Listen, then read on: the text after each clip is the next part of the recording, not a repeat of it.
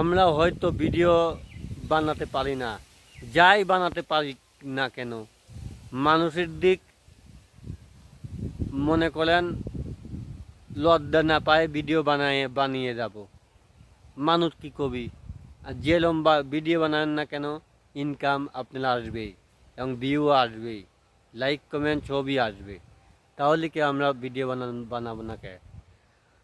হয়তো আমার এইটুকু মাথায় আগে আসতো না লিগিন আমি এরকম কাজ করতাম না, আমি আগে তো জানতাম না। তারপর আমার একটা পেজ আছে, পেজে হয়তো আমার ফলোয়ারও মেলা।